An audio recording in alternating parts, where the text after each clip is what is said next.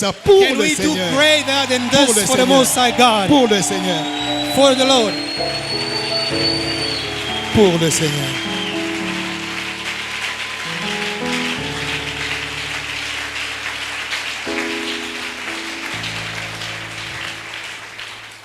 Sa gloire est dans la maison. His glory is in this place. On peut s'asseoir. Can we take a seat?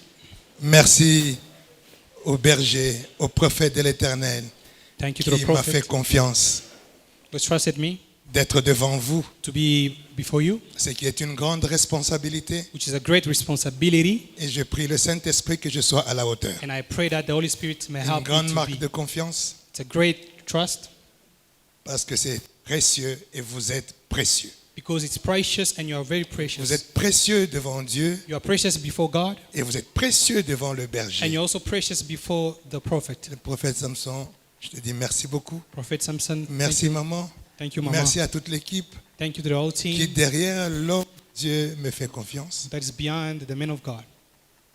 Je n'aime pas trop me présenter moi-même. I don't like to introduce myself. Il a déjà présenté. He has already done it. Je suis un ancien du Katanga. I am an elder of Katanga. J'ai quitté le Katanga en 86 I left in 86 et je suis à Paris and I reside in depuis Paris 36 ans. for 36 years. Mais c'est pas le plus important. Je suis marié, j'ai beaucoup d'enfants. I'm married, I have a lot of children.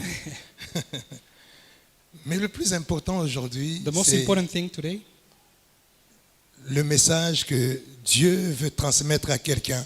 the message that God wants to transmit to Le somebody. message que Dieu veut que quelqu'un puisse être habité par ce message-là. The message that God wants it to inhabit into someone. Mon église à Paris s'appelle Eden Centre d'Excellence. The church in Paris is called Eden Center of Excellence. Je dirais, je suis un converti I'm a convert en Europe, en France. in France. J'ai quitté le Congo très jeune. I left the country very young. J'ai quitté le Lubumbashi, j'avais 18 ans. I left when I was 18 years old. Aujourd'hui, je m'approche de la soixantaine. And today I'm attaining my 60s. Je me suis converti en France et je voulais tout simplement, avant de commencer, faire honneur à une personne qui est mon père spirituel. Celui qui, un jour, est venu me chercher dans ma maison The one who à came to Paris. fetch me in the house in Paris. Et on lui a appris And they told him par mon beau-frère, mon jeune beau-frère, by my brother-in-law que je connais un homme. that I know. Un homme de bien, c'est mon beau-frère. It is my brother-in-law. Mais il est tellement païen. He's such a pagan. Il vit dans le monde vraiment. He really lives in the world. Mais c'est quelqu'un de bien. But he's someone who's really have a good Est-ce que heart. tu peux venir lui parler un peu pour qu'il se convertisse? Et c'est comme ça que mon père spirituel est venu dans ma maison et il m'a parlé du Seigneur. Le Seigneur que je connaissais, j'étais déjà enfant de Dieu depuis le Katanga, depuis l'âge de 15 ans, j'avais déjà reçu Jésus comme Seigneur et Sauveur. À l'époque, on ne devait être que catholique et il n'y avait pas encore les églises comme aujourd'hui. Et je disais, mais qu'est-ce que ce jeune homme peut me dire d'intéressant pour que je me convertisse selon ce que lui-même il dit? Il dit, il est plus jeune que moi, mais qu'est-ce qu'il peut me dire? Mais quand il m'a parlé du Seigneur, ça m'a vivement touché. Je me suis dit, je connaissais le Seigneur. La Bible, je la lis. Je lis la Bible, je connais les histoires de la Bible, tout je connais. J'ai vécu à l'internat. Ici, j'ai étudié à Don Bosco. J'étais à l'internat de la Cité des Jeunes. Tous les soirs, on lisait la Bible avant de dormir. C'était une obligation. Donc, je connaissais la Bible. Mais quand j'ai entendu parler du Seigneur, ça a changé ma vie. Ça a changé complètement ma vie. Alléluia. Et là, justement, je disais, je voulais faire hommage à ce père spirituel. C'est le prophète exaucé Guigui Lungu. S'il me suit, salut à toi, mon papa. Et l'église a commencé dans ma maison. Son ministère a commencé dans ma maison. Il venait d'arriver en France. Et l'église a commencé avec ma femme et mes 3 enfants à ce temps-là. Aujourd'hui, il a une grande église au Luxembourg.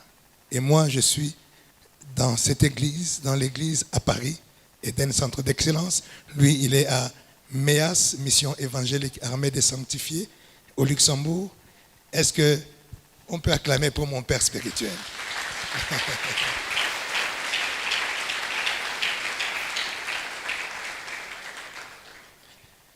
J'ai commencé par rendre hommage à cet homme parce qu'il est important de reconnaître les pères, les personnes que Dieu a placées devant nous. Il est important. C'est la loi de la reconnaissance qui va te rémunérer. Amen. Alors, sans plus tarder, nous allons prendre la parole de Dieu. Je vais parler d'un thème aujourd'hui que Dieu m'a mis à cœur, homme de Dieu. Alors, moi, je ne sais pas.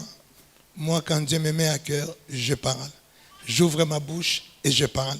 Mais je crois une chose, qu'il y a quelqu'un ici qui verra sa vie totalement restaurée. Donc, je vais parler de la restauration. Nous allons prendre Ésaïe. Ésaïe 42.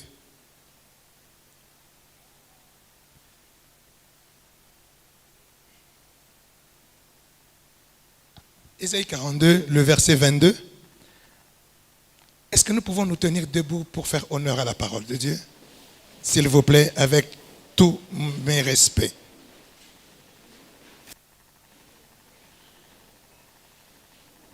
Je lis la parole de Dieu. Et c'est un peuple pillé et dépouillé. On les a tous enchaînés dans des cavernes, plongés dans des cachots. Ils ont été mis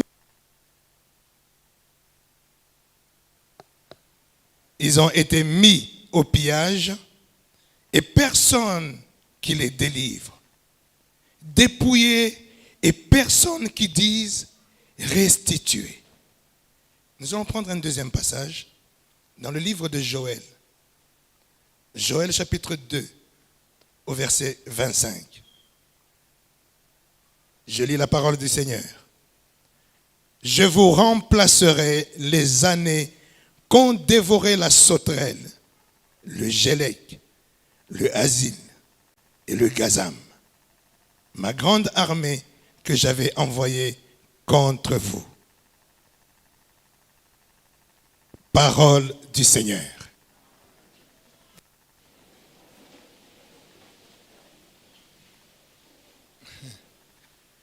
Ce message, Dieu m'a donné et j'ai compris que Dieu a voulu que je puisse venir dans mon pays et apporter ce message à quelqu'un.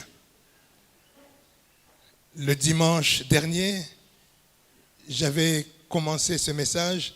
J'avais commencé déjà, en fait, on avait fait une grande veillée de restauration sur Paris. Et quand j'ai commencé le message, Dieu m'a parlé d'une personne qui fait partie de mes enfants, de l'église. Et pendant que je prêchais, cet enfant, elle-même s'est tenue debout et elle s'est approchée et m'a donné une offrande et je lui ai déclaré des paroles.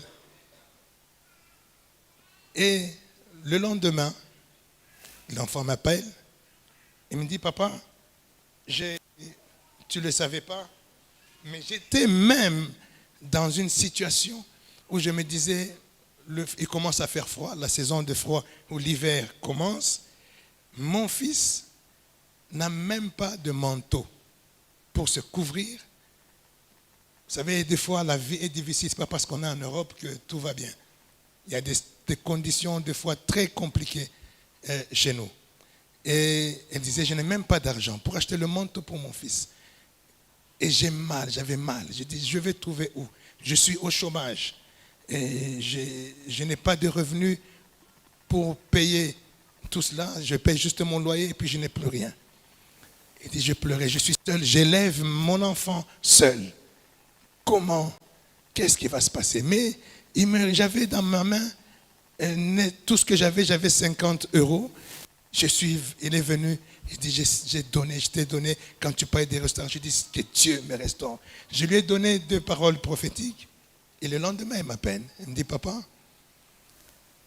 quelqu'un m'a appelé. Un notaire de la France m'a appelé.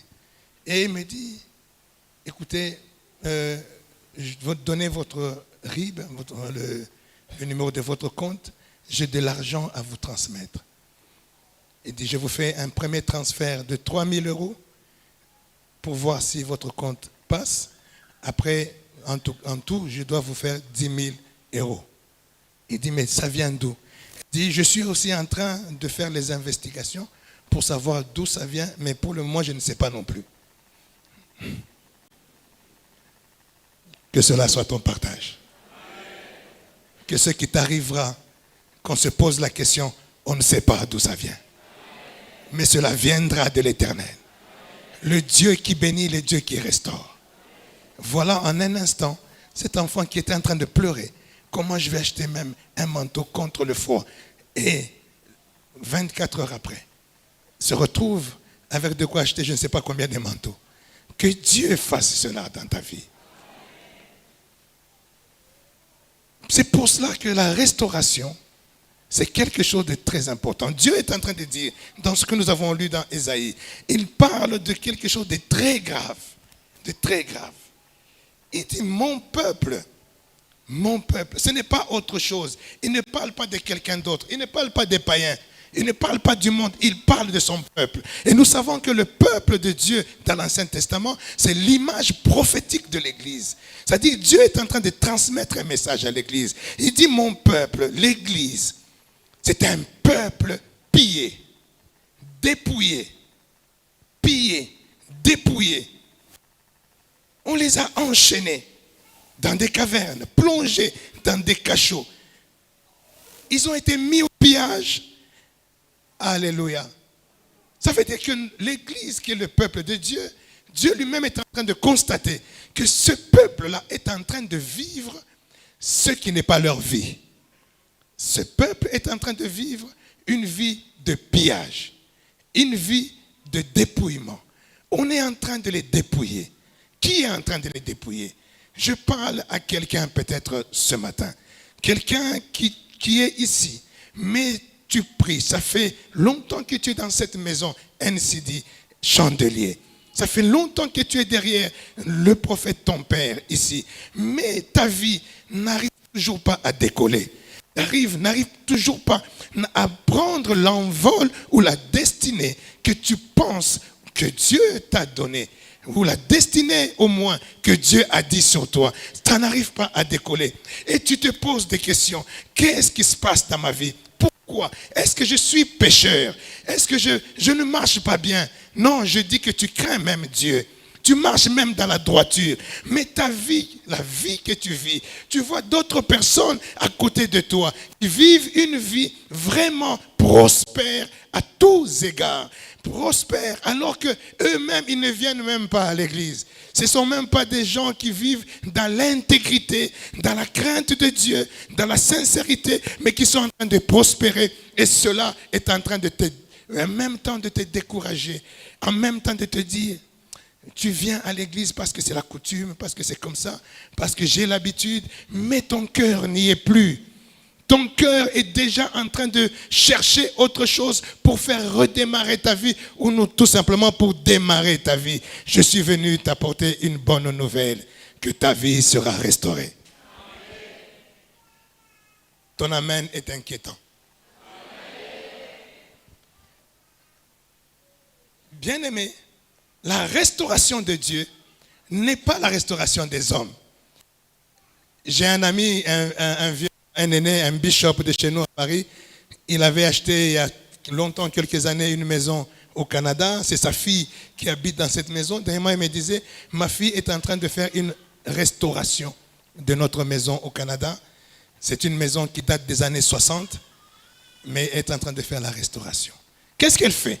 Elle est en train de changer les fenêtres, changer les portes, changer la couleur, changer les peintures, changer de décoration. C'est ce qu'on appelle une restauration.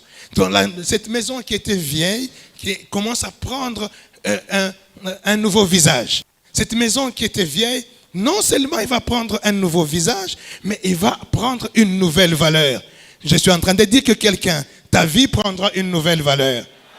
Je dis ta vie prendra une nouvelle valeur. Dis amen fort et tu reçois cela. La restauration, c'est ramener quelque chose qui était déjà, même si elle était déjà bien. Mais quand tu peux restaurer même quelque chose qui était déjà bien, sa valeur changera. Et aujourd'hui, je suis venu te parler de la restauration qui n'est pas seulement la restauration des hommes où toi-même tu changes. Je vais changer mon travail, je vais changer ma vie, je vais faire ceci. Je parle de la restauration de Dieu lui-même. Dieu lui-même va te restaurer. Je sais que je parle à quelqu'un. Je dis Dieu va te restaurer. Et la restauration de Dieu commence par ce constat que lui-même est en train de dire. Il dit, mon peuple est en train de vivre un mariage qui n'est pas son mariage. Tu es dans un mariage, tu n'es pas heureux. Tu n'es pas heureuse dans ce mariage-là. Parce que beaucoup de choses ne vont pas. Je suis en train de dire à quelqu'un, ce mariage verra sa restauration. Cette restauration qui rendra ton mariage heureux. Tu seras heureux de rentrer dans ta maison. Tu seras heureux de retrouver ta femme, de retrouver ton mari, tes enfants. La restauration qui va amener la vie de quelqu'un aujourd'hui à voir ses enfants qui commençaient à dévier, qui commençaient à fuir Dieu, qui commençaient à faire des choses qui ne sont pas bonnes. Voir ses enfants restaurés et rentrer aux pieds du Seigneur, auprès de leurs parents. Quelqu'un dit Amen, il reçoit cela. Dépouillé, mis dans des cachots. Souvent, on pense qu'être dans des cachots, c'est être je ne sais pas comment. Chez nous, en Europe, dans les cachots, il y a des gens qui ont... Notre ancien président Sarkozy, il est au cachot. Hein? Il est en prison maintenant. Il a été condamné et il est emprisonné. Mais en prison, là, il a des gardes du corps. On lui a donné 2 gardes du corps parce que c'est un ancien président. En prison. En prison, là, il a la télé. C'est un fanatique de Paris Saint-Germain. Il aime bien regarder les matchs. Il va aller suivre les matchs en prison. En prison, il mange bien. Parce que toi, tu manges bien. Peut-être même que tu as des gardes du corps. Parce que tu as un poste où, je ne sais pas, moi, dans le pays, au gouvernement, tu dis, moi, je ne suis pas en prison. Mais des choses-là existent aussi en prison. Toi, tu ne sais pas que parce que tu as peut-être tu as une maison, tu as ceci. Non, moi, je ne suis pas en prison. Peut-être que la prison est déjà là, tu ne la sens pas. Parce que ta vie, ce n'était pas celle-là. Ta vie était autre chose que celle que tu es en train de vivre. Reçois la restauration aujourd'hui de ta vie. La restauration de Dieu, quand elle arrive, elle dépasse toutes les restaurations que toi tu peux faire. Elle dépasse ce que toi tu peux mettre en place pour que ta vie soit une vie telle que tu la vois. Ça dépasse cela. Les hommes ont bâti un temple. Salomon, avec l'instruction de Dieu, a bâti un temple. Et ce temple qu'on appelle le temple de Salomon, c'était un temple de gloire. La Bible dit que quand ils ont fini le temple et la chorale, on a commencé à chanter tous d'un commun accord. La gloire de Dieu est descendue dans le temple. On pouvait voir la Shekinah de Dieu, la fumée monter, remplir le temple. C'est ça la gloire qui remplit le temple. Alléluia. Mais ce temple-là de Salomon avait été détruit. Alléluia. Avait été détruit. Et quand ce temple a été détruit, il a fallu le rebâtir. Les enfants d'Israël ont rebâti ce temple-là encore au temps d'Hérode. Ils ont tout fait pour que ça soit aussi beau, aussi joli qu'au temps de Salomon. Mais quelque chose manquait dans ce temple-là. Est-ce que quelqu'un est avec moi?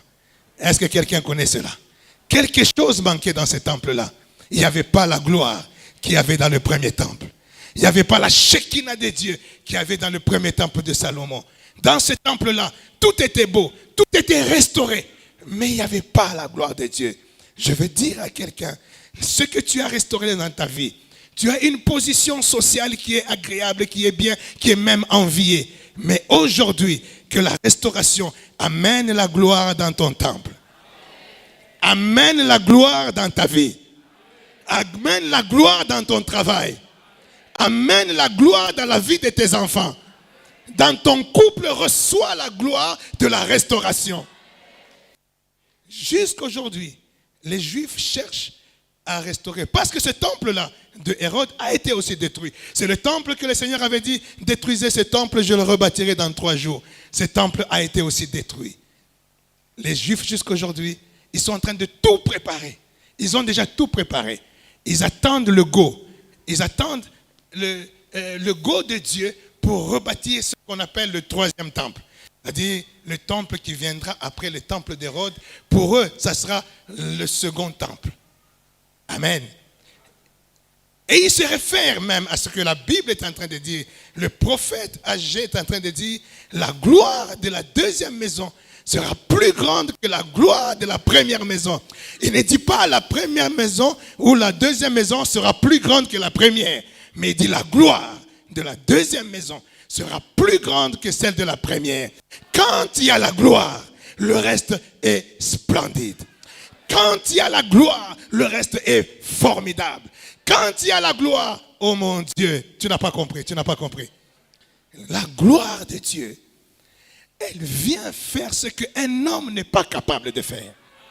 La gloire de Dieu, elle vient établir ce que toute l'intelligence que tu peux avoir, toutes les connexions que tu peux avoir, tous les gens que tu peux fréquenter, même du président jusqu'à je ne sais pas où, ne peut jamais te donner. La gloire de Dieu, quand elle est là, les choses changent. Cela soit ton partage. Que cela soit le partage de cette maison.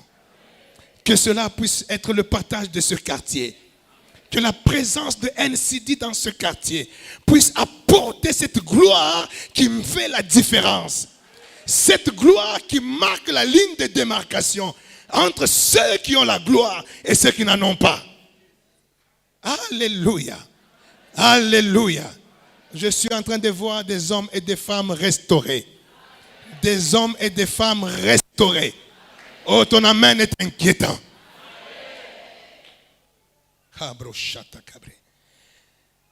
Bien-aimé, quand la gloire de Dieu restaure une vie, vous vous souvenez de la vie de Job. Job qui était un homme prospère. Job qui était un homme très riche. Mais au-delà de cette richesse, de cette prospérité, la Bible dit que Dieu lui-même témoigne de Job. N'as-tu pas vu mon serviteur Job? Un homme intègre, un homme juste, un homme de bien, un homme qui craint Dieu, un homme. Tout ce que Dieu témoigne sur Job. Vous vous souvenez de ça? Est-ce que vous vous imaginez que tout ce que Job était, toute l'intégrité de Job, la sainteté de Job, n'a pas pesé devant le diable? Quand le Seigneur a dit, fais ce que tu veux, mais ne touche pas à son âme. C'est-à-dire, le Seigneur a tout simplement fait quoi? Il a dit, j'élève ma main qui couvre, qui protège et qui le garde. Fais ce que tu peux faire. Ça veut dire, j'élève ma grâce sur lui. Parce que c'est ça la grâce. Quand tu entends parler de la grâce, c'est ça la grâce. La grâce, c'est la main de Dieu qui couvre ta vie et qui empêche certaines choses de s'accomplir dans ta vie, de l'ennemi de s'accomplir, et qui provoque des choses venant de Dieu dans ta vie. C'est ça la grâce. C'est la grâce qui a empêché depuis tout ce temps au diable, à Satan, de toucher à la vie de Job. C'est la grâce. Ce n'est pas sa sainteté. Ce n'est pas sa crainte de Dieu. Ce n'est pas sa marche de sanctification. Tout cela n'a pas pesé. Quand la grâce est sortie de sa vie, tout cela n'a pas pesé.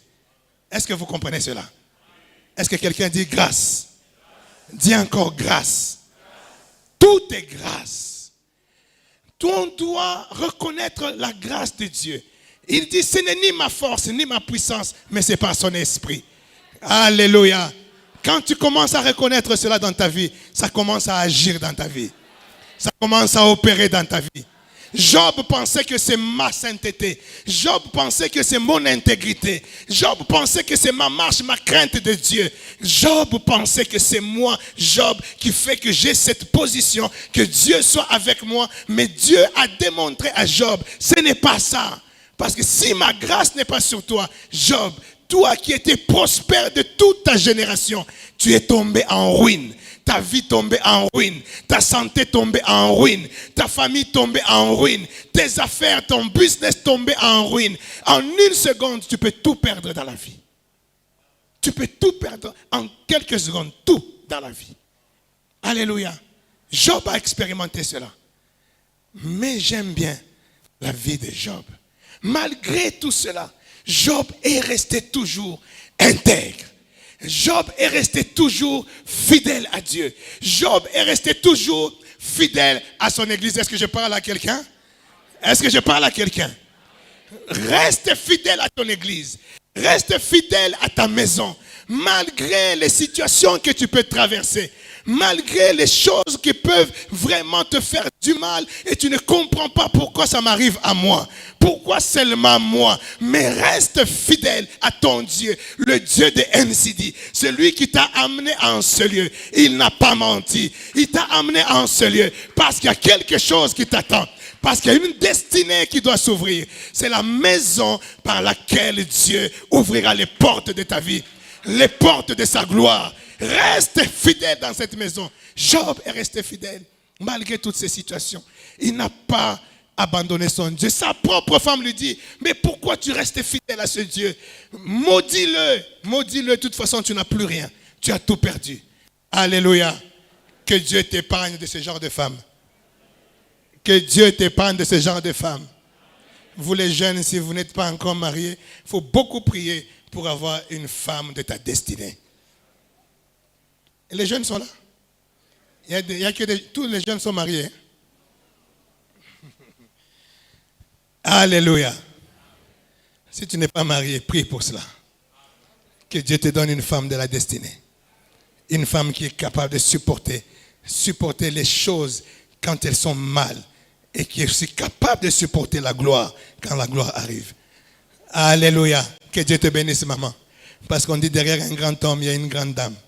Amen. Derrière un grand ministère, il y a une grande femme. Alléluia. Alléluia. Et certains pouvaient dire, oui, moi je marche, moi je suis. Aujourd'hui, Dieu est en train de te dire, focalise-toi sur Christ qui est la grâce dans ta vie.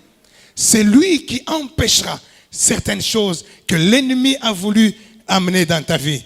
Il dit, il va dévorer. L'ennemi, qu'est-ce que l'ennemi a fait? Il a dévoré. Il dit, je te fais quoi? Je te restaurerai. Je rembourserai. Je ramènerai les années que l'ennemi avait dévorées. Alléluia. Alléluia. Écoutez, le scandale dans le verset d'Ésaïe, ou la chose la plus grave dans ce verset d'Ésaïe, elle est celle-ci. La chose la plus grave, c'est ce qu'il est en train de dire. Il dit, mon peuple est soumis au pillage et personne qui les délivre. Amen. Ils sont dépouillés et personne qui dise restituer. C'est le constat le plus grave que Dieu veut nous révéler au travers de ce passage. David dit, Dieu est en train de dire, je cherche un homme. Un homme qui va dire à mon peuple, à mon église, à cet enfant-là, qui est fidèle, qui est attaché à NCD, quelqu'un qui va lui dire, qui va dire à l'ennemi, restitue sa destinée. Qui va dire à l'ennemi, restitue sa prospérité, restitue son mariage, restitue sa santé, restitue. Et je crois, homme de Dieu, je suis prophète et je sais que je suis venu avec une mission, avec beaucoup d'humilité au nom de Jésus. Aujourd'hui, si je suis là, ce n'est pas un hasard.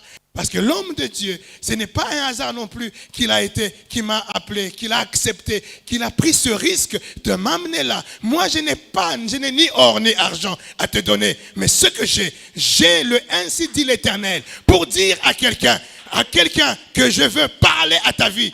Je vais parler à ta famille. Je vais parler aux hommes forts de ta ligne, la lignée de tes parents. Je vais parler à toutes les malédictions qui ont fait qu'aujourd'hui tu sois dans les cachots, tu sois dépouillé, tu sois lié, tu sois encore dans des choses qui ne ressemblent pas à ce que Dieu t'a donné, qui n'ont pas la forme de ce que Dieu t'a donné. Je suis venu dire à l'ennemi de ta vie, restitue. Je suis venu dire, restitue. Pendant que je parle, quelque chose est en train de se passer dans ta vie.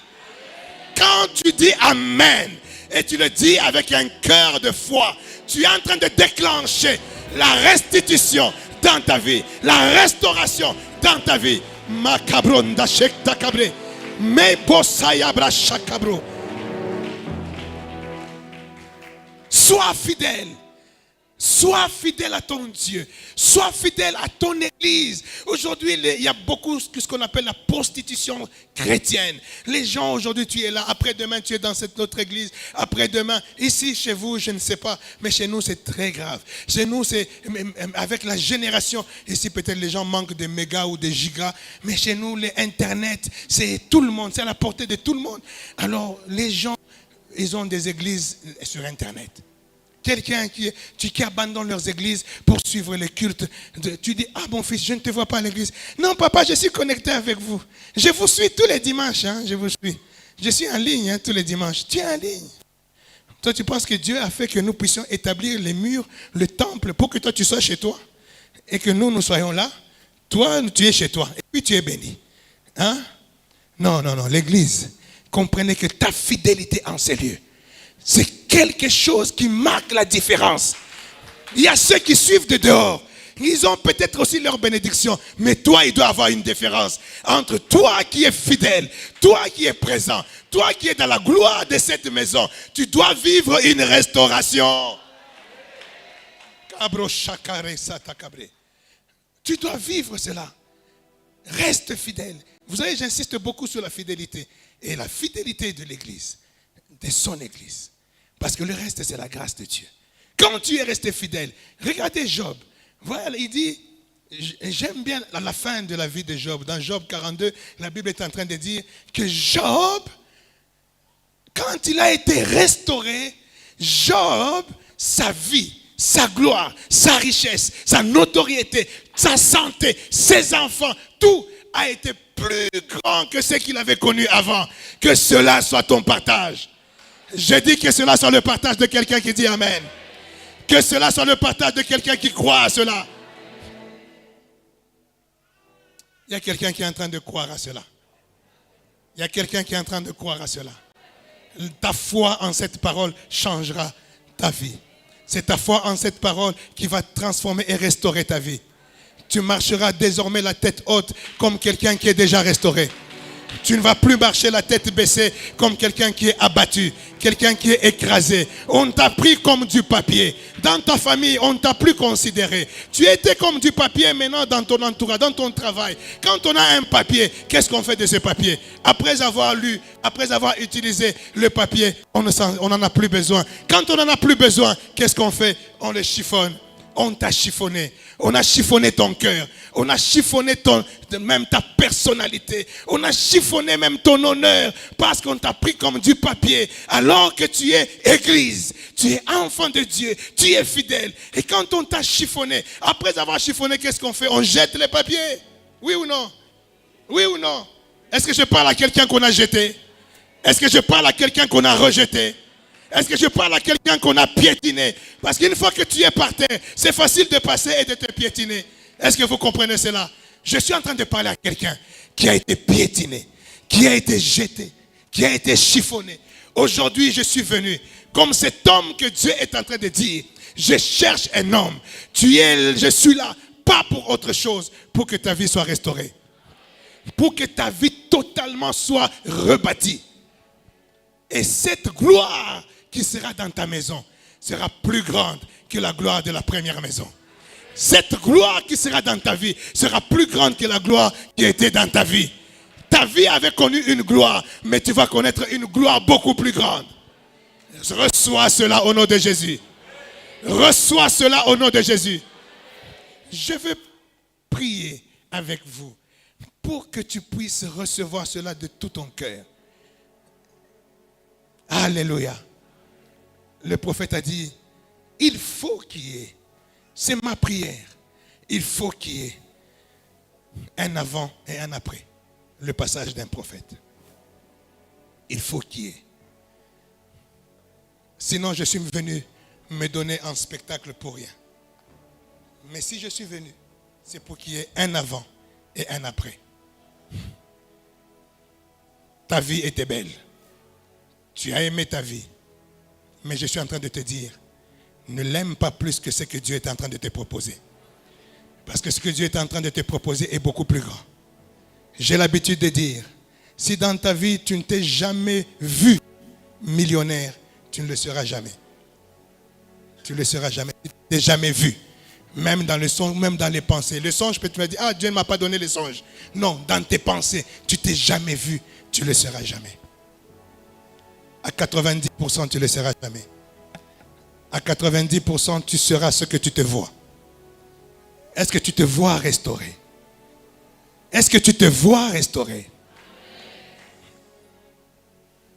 Quand je vois les bâtiments qui sont en train d'être construits à côté, je dis, Dieu est en mouvement. La restauration est en marche. Parce que cette maison, c'est déjà une maison. Mais là, ça devient comme une restauration.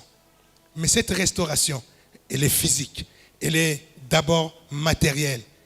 Je prie Dieu que la gloire de la deuxième maison soit plus grande que celle de la première maison. Je prie le Dieu que je sers que la gloire de la deuxième maison soit plus grande que celle-ci. Ne te contente jamais de quelque chose. Ne te contente jamais de quelque chose. Tu es dans une chose qui est bien. Commence à voir plus grand que ça. Quand tu atteindras ce plus grand-là, commence à voir encore beaucoup plus grand que cela. Ne t'arrête jamais. Pourquoi tu veux limiter ton Dieu?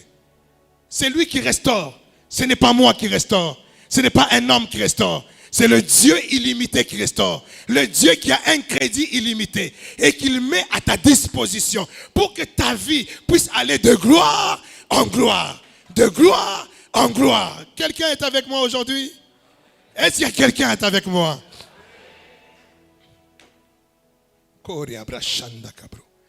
Il dit, nous contemplons comme dans un miroir.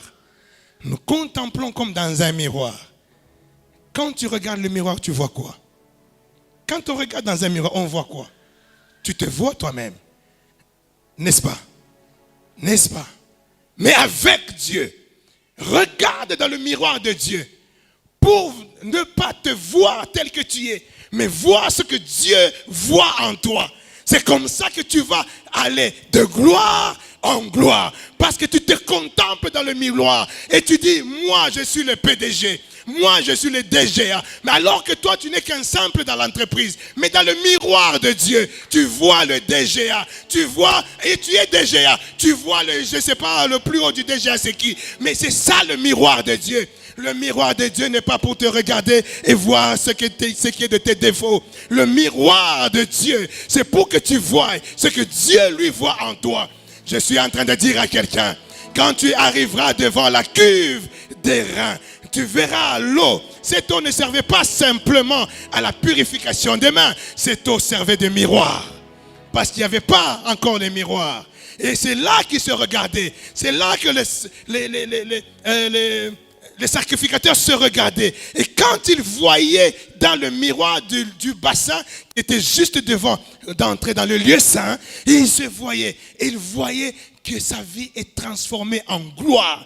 Il devenait celui qui est agréable à Dieu. Celui qui est capable d'entrer dans le sein de Dieu. Celui qui est pur. Il ne voyait pas que non, hier j'avais péché. Hier j'avais fait ceci. Bien aimé, cela nous met souvent beaucoup de choses dans nos vies qui nous bloquent, qui nous limitent. Mais vois la gloire de Dieu dans le miroir de Dieu. Vois ce que la transformation de Dieu. Et tu seras transformé de sainteté en sainteté. De gloire en gloire. De richesse en richesse. Quelqu'un reçoit cela. Maman, tu as reçu ta part. C'est la marque de foi que tu viens de faire. Tu as reçu ta part.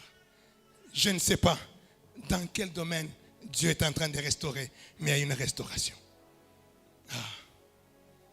Il y a une restauration qui arrive dans ta vie, qui arrive dans ton foyer.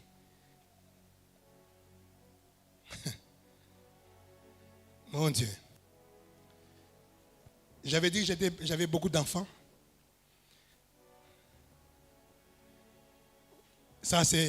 J'avais eu deux enfants avant de me marier. J'étais jeune.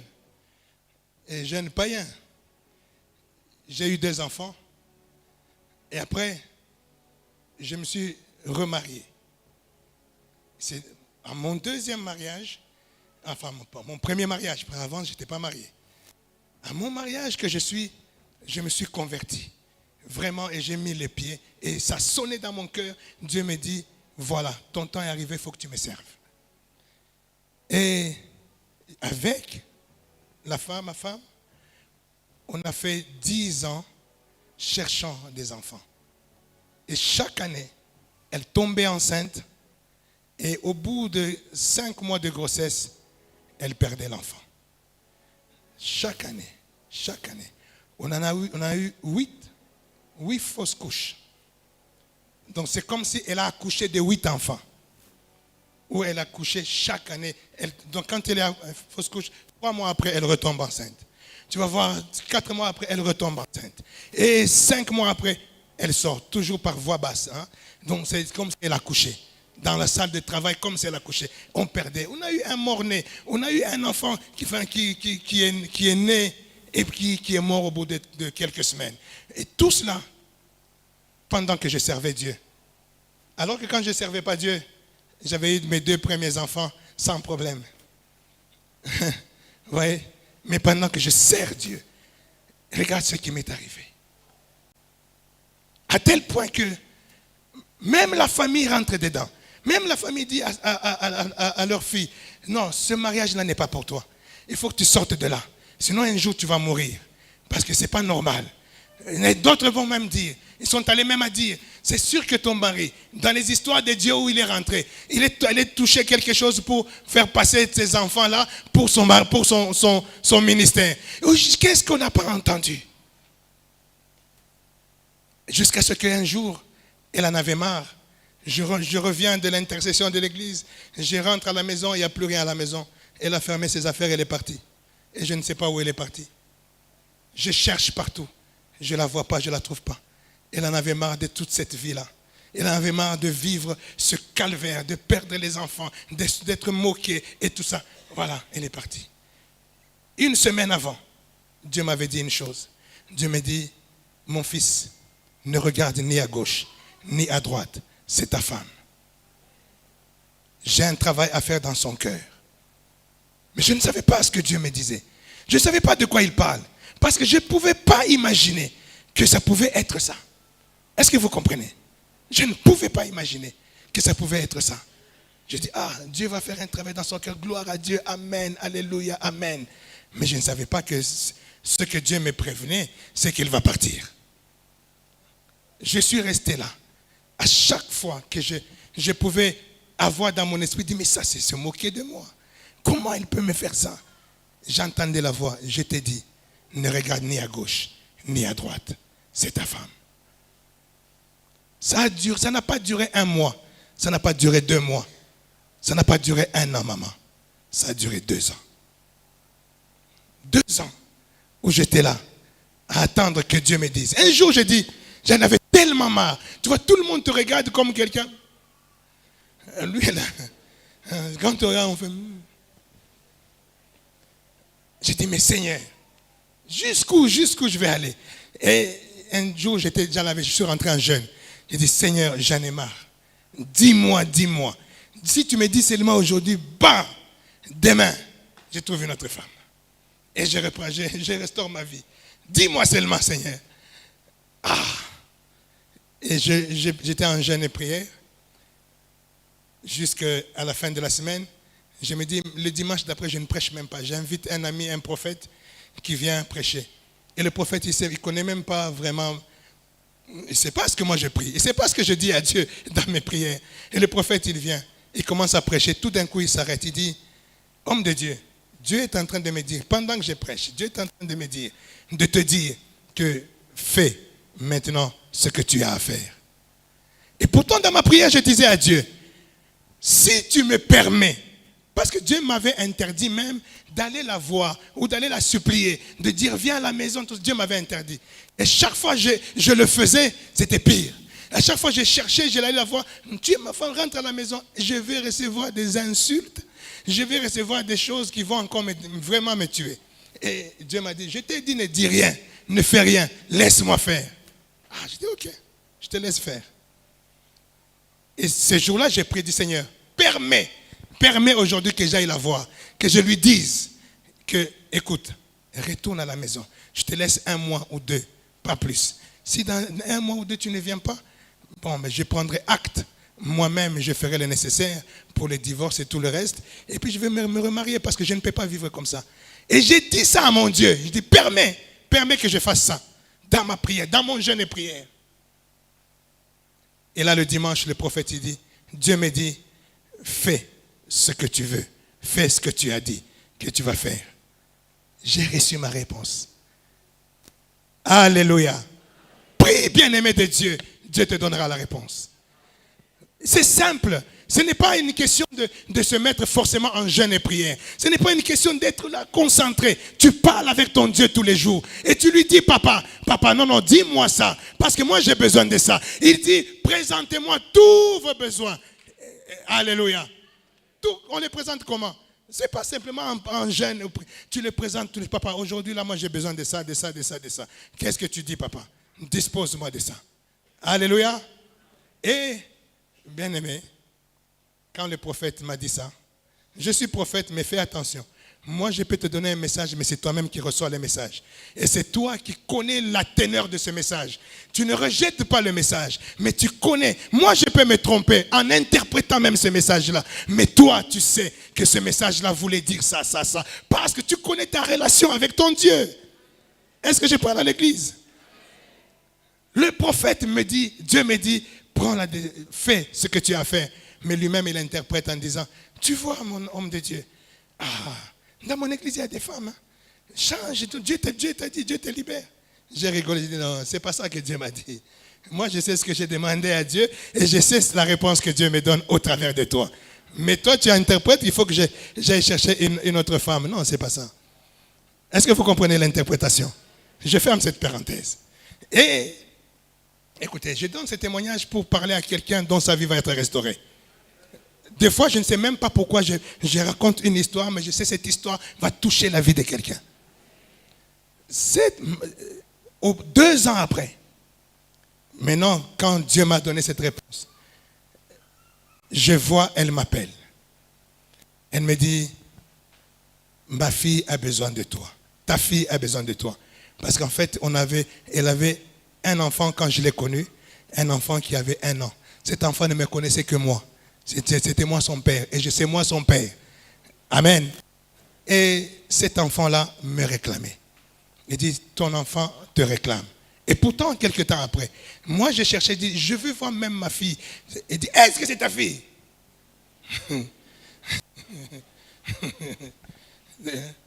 Tu as tes enfants là, va aller chercher tes enfants là. Est-ce que ça c'est ta fille? Je pouvais recevoir des insultes de toute nature. Alors que je demandais simplement à voir ma fille. Est-ce que vous comprenez cela? Et là, elle dit, ta fille te cherche et te réclame. Elle dit, ah bon? Vraiment? Alors, je viens la chercher alors.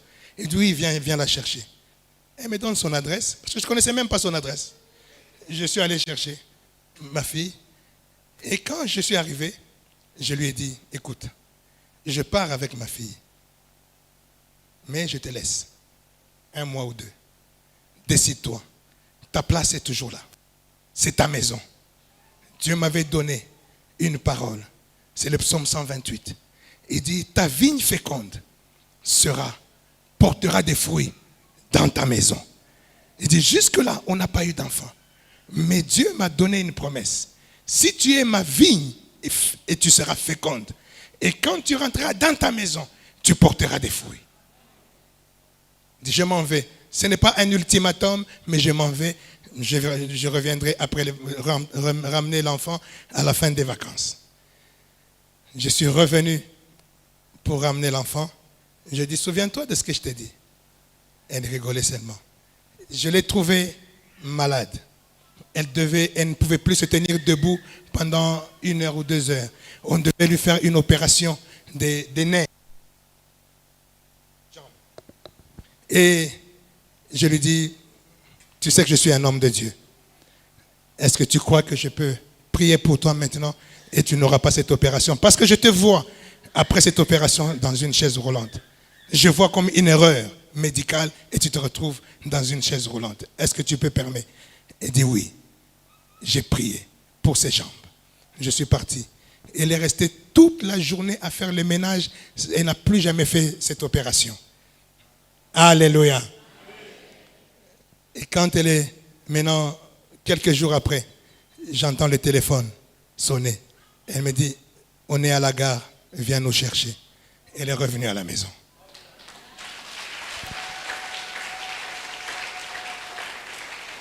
Écoutez, mon histoire est longue, mais ce n'est pas toute l'histoire que je vais vous raconter. Mon témoignage est très long. Mais ce que je voulais dire à quelqu'un, c'est que quand elle est revenue, elle est partie, on n'avait pas d'enfants, moi et elle. Amen. On a perdu des enfants. Plus de 9, 10, on a perdu des enfants. Mais quand elle est revenue, dès le premier jour qu'elle est rentrée dans la maison, je lui ai dit, Dieu m'a donné Psaume 128. Il m'a dit que ta vigne féconde portera des fruits dans ta maison. J'ai dit, j'ai prié sur base de ce psaume pratiquement tous ces 2 ans. Et là, je crois que c'est maintenant. Il dit, je vais prier pour toi. Cette fois-ci, tu seras enceinte et on aura des enfants. J'ai prié. 2 mois après, elle est tombée enceinte. 3 mois après, 3 mois après, quand la grossesse est de 1 mois, 2 mois, elle commence à saigner, comme avant. Ça commence à saigner. Elle dit, oh, ça y est, c'est comme avant. 3e mois, on va voir la gynéco. Elle dit, oh, monsieur, il faut qu'on enlève ça tout de suite. Sinon, elle va avoir une infection. Après, elle risque de perdre sa vie et tout ça. Tout de suite, 3 mois. Il dit, on enlève ça tout de suite. On prépare le bloc, on enlève ça tout de suite. Je dis, est-ce que vous permettez quand même qu'on rentre à la maison et puis on revient après, on revient même demain. Ah oui, c'est vrai, psychologiquement, c'est pas... Ok, vous pouvez rentrer, revenez demain, on va préparer pour qu'on puisse enlever ça. J'ai dit, ok. J'ai dit, ma femme, on rentre. On rentre à la maison, j'ai dit, ma femme, Dieu m'avait dit que cette fois-ci, tu auras un enfant. Est-ce que tu crois à ça? Elle me dit, oui, je crois. Elle dit, on reste, on ne va plus voir le médecin. On reste là. On est resté à la maison. Les pesées qu'on fait aux femmes enceintes et tout ça, on n'a plus voulu faire ça. Et chez nous, en Europe, c'est même un délit de ne pas faire ça. J'ai dit, on reste à la maison. Parce que Dieu m'a dit. On reste à la maison, 3e mois, 4e mois, elle continue toujours à saigner. 5e mois, elle saigne. 6e mois, on a dépassé même les mois qu'on avait avant. 6, elle saigne toujours. 7e mois, elle arrête de saigner. Le ventre devient gros. 7e mois. 8e mois, le ventre devient encore plus gros. Elle ne saigne plus. Je dis, maintenant, on peut aller voir le médecin. On retourne chez le médecin. Mais vous étiez où? Elle regarde, mais tout est correct. Le col est bon, les enfants est bien. Mais vous étiez où? Le Dieu de la restauration. Que ce Dieu restaure la vie de quelqu'un aujourd'hui. Le Dieu qui a restauré la maternité, là où on avait dit qu'il est devenu stérile, que ce Dieu amène la multiplication dans ta vie. La multiplication à tous égards. Que ta vie soit multipliée à l'infini selon la destinée de Dieu. Alléluia.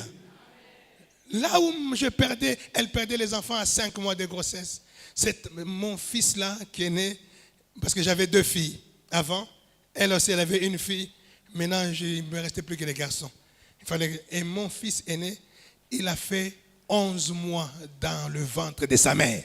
Là où les médecins ils avaient dit que c'est impossible que tu puisses garder un enfant dans ton ventre plus de 5 mois. Parce que ton utérus est bicorne. Il a une forme qui ne peut pas supporter un enfant au-delà de 5 mois.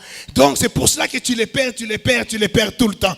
Alors moi j'ai dit, ça c'est la gloire de Dieu qui a confondu le diagnostic des médecins. Je suis en train de dire, si on t'a dit que tu es malade, si on a dit que tu es atteint par une maladie incurable, aujourd'hui je suis venu en train de dire que ta santé soit restaurée, que ta santé soit restaurée, que ta santé soit restaurée, que cela confonde le diagnostic des médecins. Ce que les médecins ont dit, je dis nul et sans effet. Reçois la restauration d'une santé de quelqu'un, la restauration de ta maternité, la restauration de ton business. Là où on a dit, ton business n'a pas de sens, ton business n'a pas de forme, ce n'est pas un bon plan, ce n'est pas une bonne chose. Je suis en train de dire que le Dieu de la restauration t'amène dans la gloire de ton business, dans la gloire de tes affaires, dans la gloire de ton travail. Makabro shatakabre, rando sanda kabra, mekabro sayababababa. Tu es en train de recevoir cela. Tu es en train de déclencher quelque chose. Une chose que tu verras. Makabro sheke. Il va restaurer les années que la sauterelle avait volées. Les années, c'est du temps. Le temps. Là où tu as vécu. Toutes ces situations que tu as connues. Pendant des années. Même toute ta vie. En un instant. Reçois la restauration. Reçois la restauration. Makabro shakabre. Ronda sainda kandabro. Mekambronda kambra shekabre. Reçois la restauration. Le temps appartient à Dieu. Il n'est pas assujetti au temps. Il te restaure cela en un instant. En un instant. En un instant. Les choses changent. La vie change. La situation change. Le couple change. La famille change. Les affaires changent. La santé change. Reçois cela. Reçois cela. En un instant. En un instant. En un instant. Joseph, qui a vécu des situations compliquées. Joseph, qui a été vendu par ses propres frères, qui a été piétiné par ses propres frères, qui a été malmené, presque mort par ses propres frères. Je ne sais pas ce que ton frère t'a fait. Je ne sais pas ce que ta famille t'a fait. Mais je suis en train de te dire aujourd'hui, c'est le temps de ta restauration. Oh, c'est le temps de ta restauration. C'est l'heure de ta restauration. En un jour, Joseph est parti de la prison à la primature. En un jour, il a restauré toutes les années. C'est la première des choses qu'il dit dans ce passage de Joël. La première des choses restaurées, c'est le temps. C'est le temps. Ne dis pas que j'ai perdu mon temps. Ne dis pas que j'ai perdu mon temps avec cette église. Ne dis pas que j'ai perdu mon temps avec ce Dieu. Ne dis pas que j'ai perdu mon temps. En un instant, le maître du temps et des circonstances est en train de te restaurer. Il est en train de te restaurer. Reçois encore, reçois encore. Makabranda kanda kandabro. Rimda shendarebo sakarebo. Rapo. Que la pluie de la restauration descende. Que la pluie de la restauration descende. Que la pluie de la restauration descende. Que l'ennemi de ta vie restitue ce qu'il a volé. Que l'ennemi de ta famille restitue ce qu'il a volé. Que l'ennemi de ton foyer restitue ce qu'il a volé. Que l'ennemi de ta santé restitue ta santé. Que l'ennemi de ton église restitue. Je parle à l'ennemi. Je parle à celui qui a bloqué ta situation. Je parle à celui qui a limité ta prospérité. Je parle à celui qui a affecté à une maladie d'hérédité en hérédité. Dans ta famille, tout le monde vit cette maladie-là. Toi, tu la vivras pas. Parce que je déclare, je parle à cet ennemi-là. Restitue. Si personne ne se marie correctement, si dans ma famille, tout le monde est toujours deuxième, troisième bureau, je suis en train de parler à celui qui a provoqué cela dans ta famille. Restitue les mariages. Restitue. Au nom de...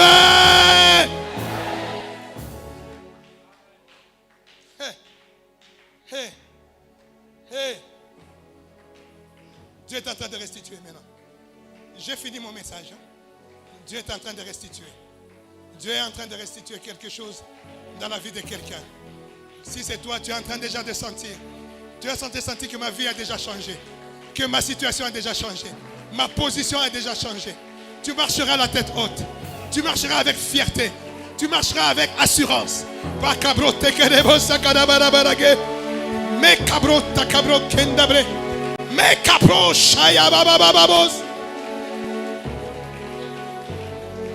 Frère, j'ai vu le frère deuxième. Pendant que j'étais là, mes yeux ont été fixés sur toi.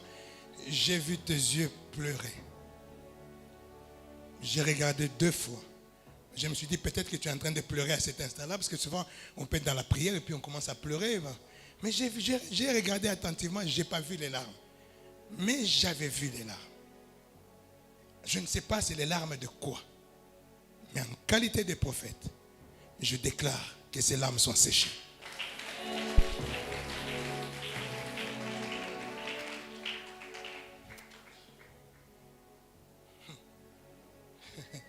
Mon Dieu, mon Dieu, mon Dieu.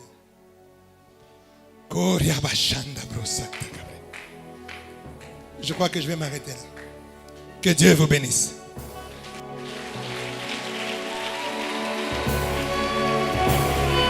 Est-ce que tu peux commencer à prier? Prie. Demande seulement à Dieu, Seigneur, restaure. Restaure ma vie. Restaure. Restaure les choses autour de moi. Élève ta voix, élève ta voix, élève ta voix.